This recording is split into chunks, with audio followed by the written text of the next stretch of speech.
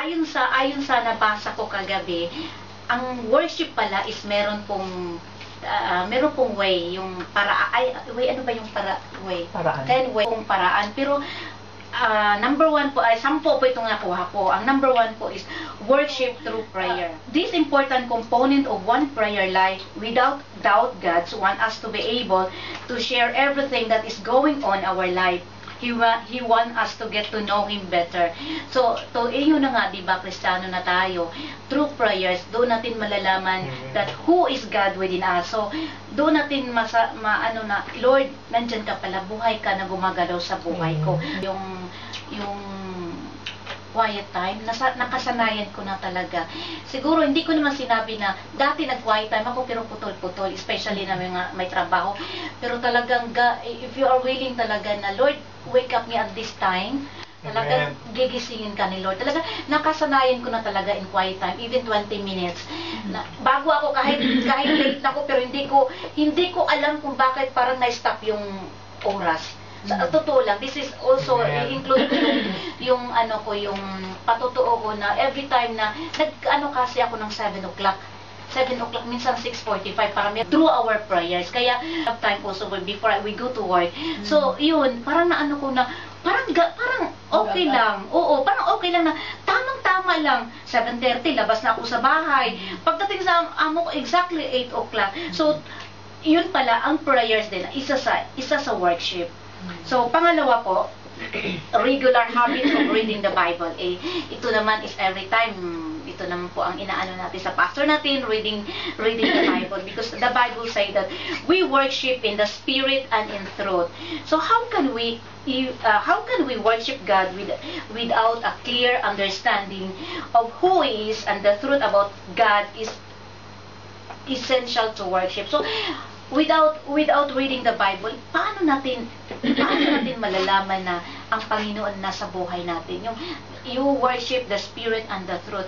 Kasi simba pala, hindi lang yung nasa loob ka lang ng church, after that, wala na. Oo, naranasan ko rin yan nung dati. Paglabas namin, diretso na kami kung saan-saan kayo mapunta. Yun pala ang regular habit of reading the Bible. Kasi yun din ang you become closer to God. Kasi nandoon lahat yung mga salita niya, ang katotohanan. So, ang pangatlo po is obey God. Ito na, ang obey God. We all need to build the habit of obedience into our life. To see that this is a part of your life. Wherever you sense God is speaking to you, make it regular practice to do it immediately. If you cannot do it immediately, write down whatever God has been putting in your heart so that you can do it. Obey God. Parang, di ba, hindi tayo magplastikan ha. Minsan, merong ibibigay sa atin si Lord na revelation. Parang, Lord, ayoko nga kasi gusto ko ng ganito, gusto ko yung ganito kasi matagal ko nang inaano to. Gusto ko ito, Lord, try ko muna. Di ba, meron tayo, sa sarili natin, minsan magkaroon tayo ng merong gusto si Lord, pero talaga yun ang sinabi, i-Lord ko tayo sa iyo. Dahil kung palagi mong binabasa, ito, hindi ko nagagawin itong sinabi ni Lord, makayanan mo by step. Kasi yun ang ginagawa ko sa buhay ko ngayon. Yung the past ko is talagang God is with me now, dahil talagang hindi ko masasabi kung paano ko ma-explain sa inyo kung gaano gumalaw si Lord sa buhay ko. Ang hirap i-explain dito sa puso ko na, Lord, even though na maraming pagkakamali tayong nagawa sa Kanya, pero still, hindi ko yung makita ko lang si Lord na paano ba yung dipa? Nakadipa? Tapos, oo. Parang nakita ko, Lord, you are willing to embrace me every time when I fall down. Yung parang every time na meron po akong magawang kamalian, nandyan ka pa rin. You have still na open. Kaya nga minsan naalala ko, pag mag-worship pala, inano ko, Lord, yung naka-open, yung nakadipa siya, tapos minsan meron kang makikita, minsan sa mga, nakaganon nga, ano ba yung tawag niya sa Tagalog? Halukip-kip. O, nakalukip-kip. Paano ba nila ma-embrace si Lord na? Si Lord nga ready to embrace us. Tapos sila nakaganon. So, kailangan pala si Lord nga, di ba nakayuko si Lord sa atin? Tayo naman nakaganon lang. So, we have to feel na talagang, Lord, natin yung presensya ng Panginoon na yung pagdipa niya, kailangan rin natin mag-ano tayo, Lord, I'm here, Lord. Yung parang, Lord, this is my soul. Ibalik ko po sa iyo, Lord, ang lahat ng mga kabutihang ginawa mo sa akin. So, you feel na embrace mo rin sa Lord sa kanyang ginagawang ito po ang tithe. So, isa pala sa worship ang tithe. So, ito for where your treasure is, there is your heart will be also. God wants us to surrender our entire being to Him. One way to show that is by making Him Lord of our pocketbook if you are already a committed tithe, considering rising the percentage you are willing to give. I admit it, nag-ano din ako noon nag-tithes, pero naputo, circumstances that cannot be avoided. So, parang, Lord, we cannot do nothing, Lord. Pero, Lord, we will try, Lord, na yung 10% po ng aming income. Kasi, lalo na tayong, sino yung tumakas ayon. Wala po tayong gasto. Yun talagang iniisip ko, Lord, sa laki ng pinagpala mo.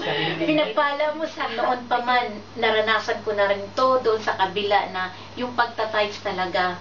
Totoo yan. Totoo, maapaw. Hindi ko nga alam kung paano nagkaroon ako ng ganito, nagkaroon ako ng ganyan. Parang kay Lord galing. So, mean to say, tithes is one of the worship also. Importante, medyo masabi nga nila, masakit daw sa bulsa pero hindi pala pag naranasan natin yung hindi na lang natin iisipin yung mga biyaya. Kasi God is isa na yung biyaya, yung kalusugan ni Lord. Yun isa rin ang siksik liglig yung binigay ni Lord sa atin Araw-araw, tingnan mo ngayon, wala nga tayong nararamdaman for how many, dumating na naman ng winter. Praise the Lord, parang healthy pa rin tayo, wala nga tayong sipon, wala tayong ubo. Yung mga alago ko palaging may ubo, naghihila. Pinag-pray ko palagi, ganito, ganyan. Kaya parang, I'm so blessed na, Lord. Umaga, maliligo tayo, di ba? Tapos, ma-feel natin na, Lord, ang lamig. Di ba? Parang, baka makasipon ako. Yun ang iniisip natin.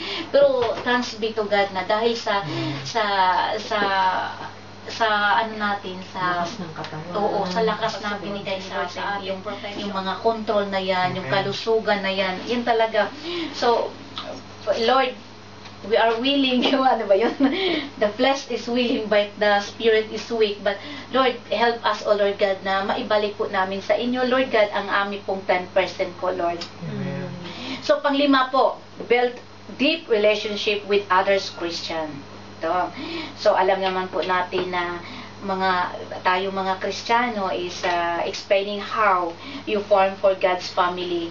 Yung kahit tayo nga, maliit lang tayo, for we are happy, we are we have a unity na sa ating mga brothers and sisters, nakikita natin ang ating pagmamahalan sa isa't isa, yung sharing natin na hindi lang pala di ba iba din yung meron kang kaibigan sa labas. Oo, sa school meron kang kaibigan, ako marami akong kaibigan, pero iba ang mararamdaman mo na iba yung mararamdaman mo dito sa church. Kasi kasi Christian, nasa atin yung mga Christian tayo. Pero para sa akin, we have to build up also is our attitude as a Christian na isi-share natin sa iba. Kaya nga iyon nga save one soul for Jesus. Amen. So pang-anim po, ito yung share your faith. Ito na, parang continuous na kasi yung sinishare ko kanina, nauna na lang to yung sinishare ko kanina, we believe naman is a faith na, Lord, kung ano yung mga desire ng ating puso, yung desire ko talaga is madala ko siya. So, meron na po akong 100% na answer na one day, in His time, nandito na po siya. So, thank you, Lord, na sa mga desire ng aming mga puso, Lord, na each one of us, Lord, na meron po kayo sa pamilya man natin sa Pilipinas, na yung salvation, kahit sa telepono, pwede nating i-share yung faith natin, kung paano tayo nabibless dito sa Paris. So, through sa Skype, pwede natin simulan kasi minsan napi-feel natin ang mahiya tayo, diba? Minsan na-feel natin, uy, ganito. Pero noon, kasi yung tatay ko kasi is Jehovah Witness. Pero praise God na talagang siguro sa pinapakita ko rin na ay magsisimba ako. Yun ang una kong intro eh. Sige na, mamaya na magsisimba ako. Magsimba muna ako. Parang naano nila yun sa Facebook niya is about God. Tapos yung meron na po silang God bless po, Mama. Ayun Oh, lang po. amen. Talagang I'm so blessed sa mga anak ko na kahit malayo ako na nagsimula na po sila kahit man lang yan. God bless. Ang saya ko na. Dahil noon, maririnig ko lang, ma, padala po ng ganito, ma, padala po. Ma, huwag po kalimutan, ma, yung ano kasi ganito, ganyan. Pero ngayon, okay, kung meron man silang kailangan for the whole month, sinabi na nila sa akin yon. Pero at the end, every time, kahit hindi ko nabasa yung mga Facebook nila, sarado yung Facebook ko, pag open ko ng Facebook na, ma, kumusta? God bless us. So, ayun ang talagang inaano ni Fatima. Serve others. Jesus tell us that when you did it to the least of these, my brothers and sisters, you did it to me. When we serve one another, Jesus tell us you are serving Him. If you have any gift that are useful to serve, God made you a talent and gift that especially give to you serve others. So ito rin, serve others.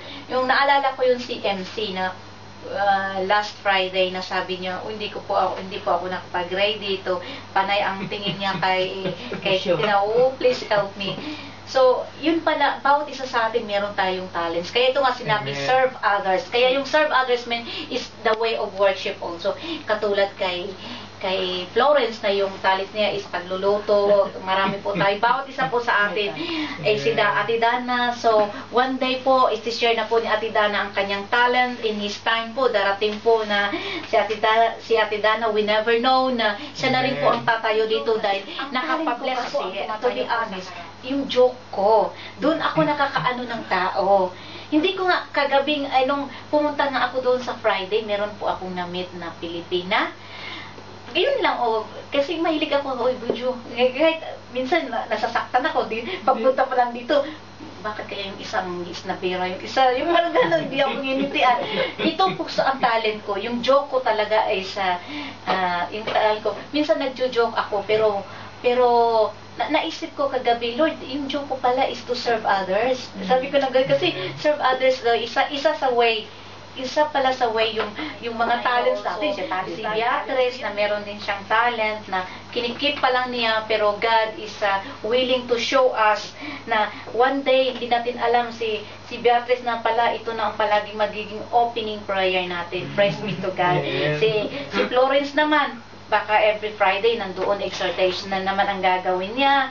Pero si Ate Dana, before na makabalik siya ng Pilipinas, praise be to God, we're claiming na meron na po, meron na pong there is no impossible na pag-move si Lord sa buhay natin, talagang malakas ang impact, at lalo na po si Ate Merlick, dahil ito na po na, maano na po si Merlick. Tingnan mo yung palagi niyang sinasabi, anong pala din ni Sister Imelda doon sa Spain, nagkatugma ang kanilang yung delight in the Lord. Parang, oh Lord God, kahit sa Spain, napunta pa dito sa Paris, build into your life to attitude of thankfulness. Develop your own spiritual exercise each morning that demonstrate that you are putting on your lens of thankfulness. Then begins to thank God for all the good things in your life.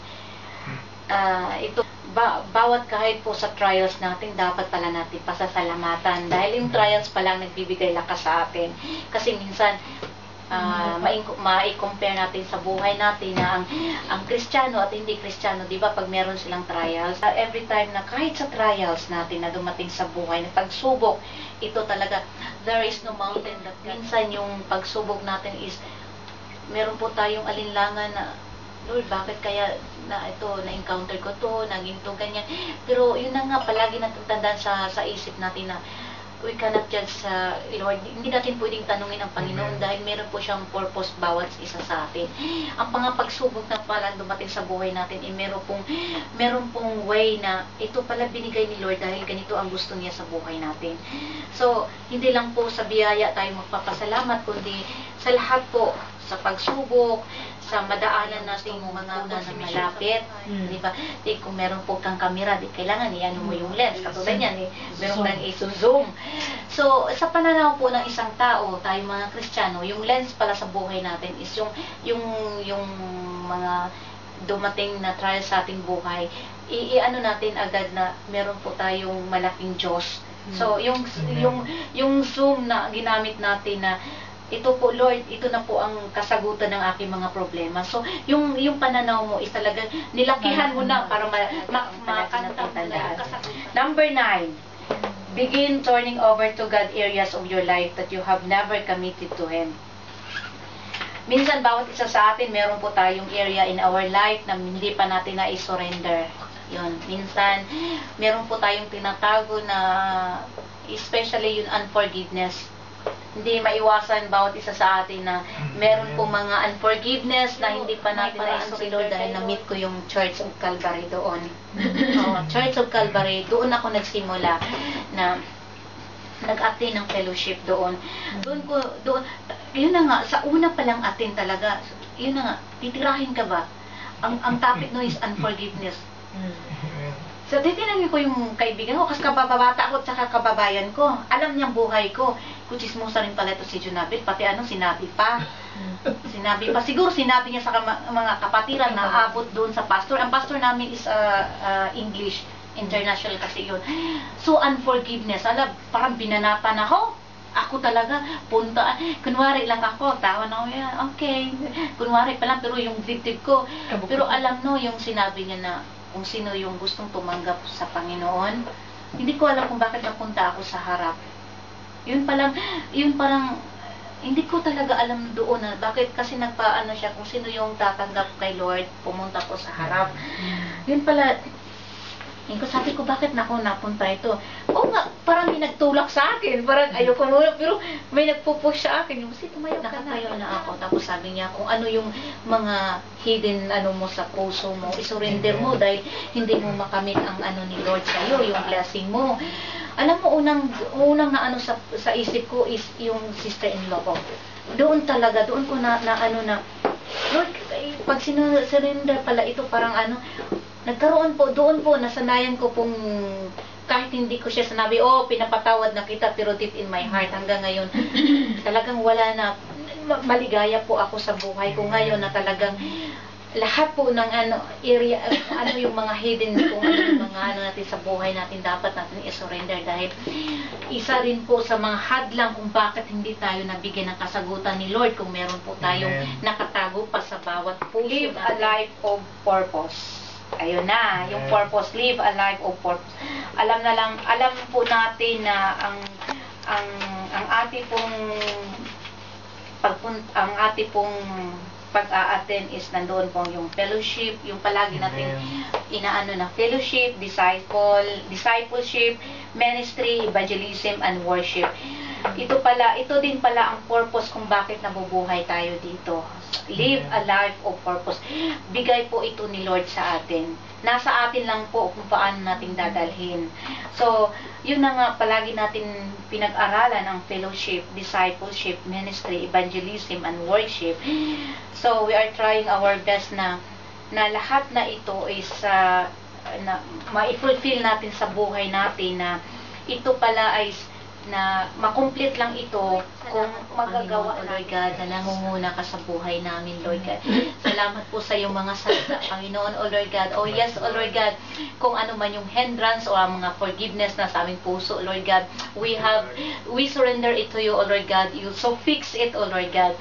Lord, yung mga talents na namin nakatago, Panginoon, para sa ikalulugod sa iyong pangalan, Panginoon, Lord God. Hipuin mo, Panginoon, Lord God, ilabas mo na ito, Panginoon, Lord, for the purpose of our life, sa mga biyaya, Panginoon.